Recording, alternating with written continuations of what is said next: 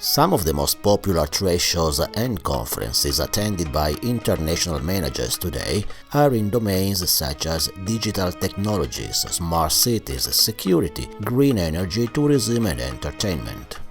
A manager that is attending events in more than one of these domains will most likely notice that the programs have at least one thing in common: a speaker or a session about Neom, the futuristic city being built in the desert in the north of Saudi Arabia.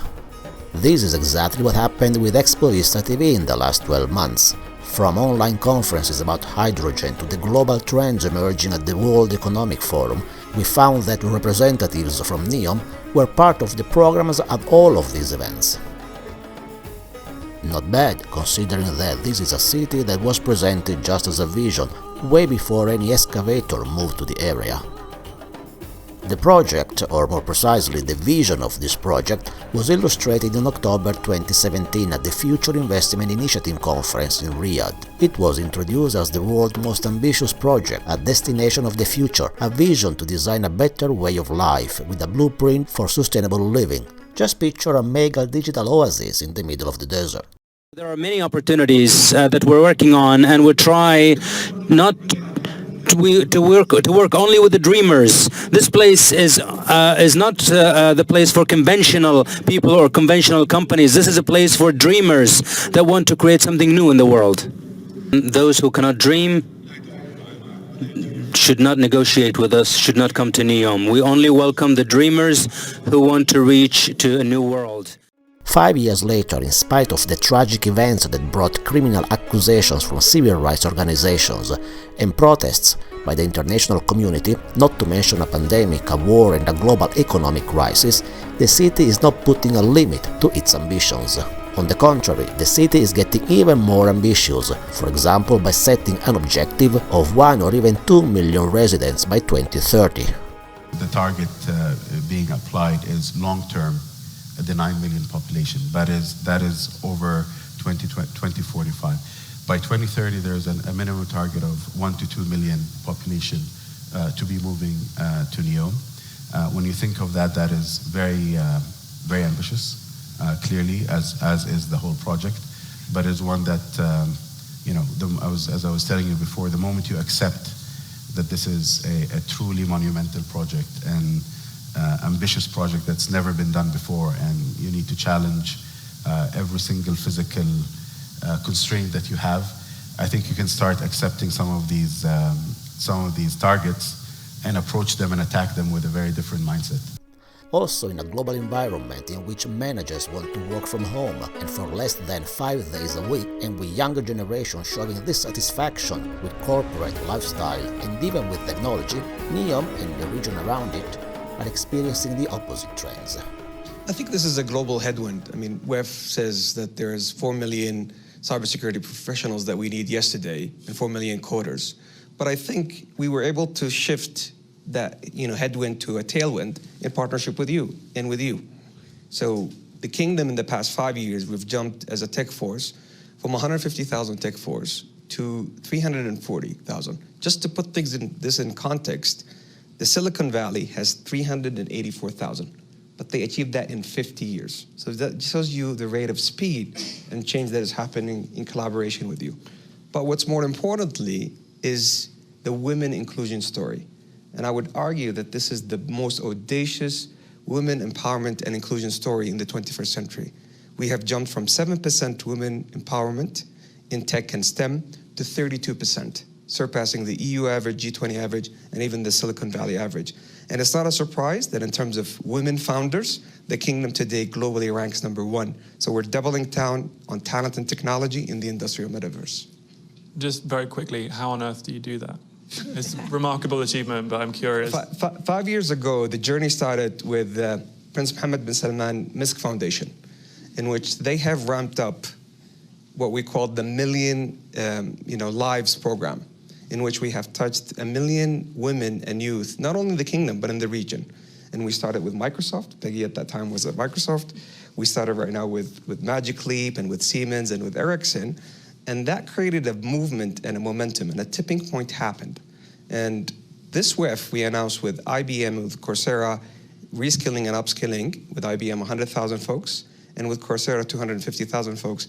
And we intend, under a new organization that we recently announced called the Digital Cooperation Organization, to open up that toolbox to more than 30 nations to be able to create one of the largest upskilling and reskilling movement in the digital economy. According to the city planners, the grand vision behind Neom is already attracting a young and skilled workforce as well as top executives from different fields. The population of the employees that we have in Neom today truly represent the diversity that we aim to have in the city in the globe in the future. We have people from 80 nationalities, 2,500 people on the ground. More than 90% of them are actually physically in Neom. And actually that represents a very wide and a diverse population from all over the world. The talent base, honestly, is one of the best that I've ever seen. We have some of the top executives from various industries and sectors leading their respective sectors. And in my view, talent attracts talent. And we're already starting to see this in some of the more advanced sectors like energy and water, like media, like Oxagon and other sectors where we have really top executives globally living, staying there, and actually enjoying what they're doing to try something different and change what conventional wisdom was in the past around their industries. The right location, skilled population and deep pockets will contribute to realize Neom's much bigger vision of becoming a global reference in many advanced fields. This was explained again at Davos in a different panel. Take a listen. How we're thinking of it as a living lab for new technologies, new ways of living, new urban designs. That's exactly the way we think about it. And actually what we're thinking is, how can we make it more scalable, and how can we bring some of the technologies and innovation that we learn to the rest of the world? I'll speak as a Saudi and on behalf of Saudi Arabia. Our chairman, His Royal Highness the Crown Prince, actually under his leadership, Saudi Arabia is now feeling like it should be able to compete globally at every level. So, and Neom is then actually a very good example of that. How can we deliver on something that is never been done before? We have to understand and start from the starting point that it's never been done before. If we think about it like any other project, like any other real estate project, I think our thinking is going to fail to absorb what we're trying to do. And I'll give you one example, or a couple of examples actually. We're building the biggest green hydrogen project in the world. And now that it's being built in partnership with Aqua Power and Air Products, now that it's being built, we're receiving a lot of interest from companies and countries actually from all over the world, seeing how can we develop the phase 2, phase 3, and it becoming the center of green hydrogen globally. Water desalination is always linked to a very dirty industry, very environmentally unfriendly. But then when you rethink the idea of water desalination as an industry that you develop, as an industry that you power using clean energy, which is what we're trying to do, have zero liquid discharge back to the sea, which is what we're trying to do, and commercialize the brine into other industrial needs. So once that's done, and it's done at scale in Neom, that technology and these ideas can be exported to the rest of the world, with Neom being the innovative part of it, which I think is really a core part of what the vision behind Neom is, creating an innovation center to export technologies and innovation to the rest of the world, and the belief that Saudi Arabia actually can do it, as opposed to it being a country of oil and gas and a consumer country. It should be a country of innovation and exporting technology and new ideas to the world. One of the fields in which Neom wants to become a global leader is clean energy. Oil and gas have provided the region with immense wealth, but the future is greener, and to get ready for the future, Neom is building the largest green hydrogen system in the world. Needless to say, representatives from Neom were also speaking at a hydrogen conference. Now I'm part of the hydrogen team. The hydrogen team is part of the greater energy team. So we are actually in the process of developing a Neom hydrogen and greenfields export economy. So we are going to build large-scale and I'm talking 250,000 tons of hydrogen per year plus plants. We intend to drive and localize innovation and technologies for green hydrogen and fuels. So I'm talking about applied research centers. I'm talking about actually a hydrogen ecosystem. One of our strategy pillars is obviously to contribute to make Neom a net carbon positive environment, because in an ecosystem like this, you do require hydrogen. Nevertheless, don't get me wrong, just because we talk about hydrogen, I also say, whatever you can directly electrify, you should do it, because it's more efficient. We are obviously linked to the Kingdom of Saudi Arabia, and the KSA's ambition is to become a leading clean energy exporter. This slide shows the sectors in which Neom wants to become a global supplier of hydrogen, and these include different segments of transportation and the industry sectors. To achieve this vision, Neom has to develop the grandest projects in every area of interest, and this is exactly what the new city is doing. Take for example the airport. And again we go to a different conference to find out more. So instead of focusing necessarily on the airport and being a destination, we want to facilitate getting you into the city as fast as we can. There's no parking. We're going to be on a green rail system. So we don't have that. We're going to have a very quick, seamless, high-efficient airfield with minimum taxi times and connecting times. And because we are the greenfield, we can design to that standard. There's many examples around the world. If we take technology and make security go away, make customs and immigration go away, turn the airplanes twice as fast as we do now, instead of an hour and a half, you do it in 45 minutes. We don't need that much infrastructure to double. It's there. We're going to have an extensive rail system that will be in place in Neom, and obviously the future of eVTOL, maybe a mode of transportation to get there. We view our airports as the front door to Neom, direct connectivity from Neom to locations around the world. That connectivity is critical to the success, we believe, of Neom, and we are going forward with that very strongly in Neom.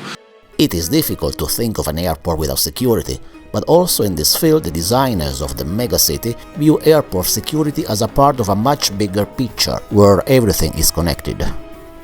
This was illustrated at a different event about cybersecurity. Our aim is to develop a critical national infrastructural assets which are self-healing and provide life-supporting services seamlessly and with zero downtime for the benefit of our residents, visitors, and investors. So in a nutshell, we're taking advantage of our position as ahead of the game, building a system, building a country. How can we avoid the challenges and the mistakes and the threats that we face in cities and countries that are up and running? We believe we can be ahead of the game, not only for Neom, but also for the whole nation and the whole world. A key factor in this scenario will be artificial intelligence. AI technology will be used extensively to reduce any kind of risks, but important decisions will be taken not automatically by an AI agent, but by a human, interacting also with digital twins. Take a listen. We also realize that it's not possible to respond automatically in all scenarios, as a human accountability needs to be preserved for key decisions impacting critical national infrastructure.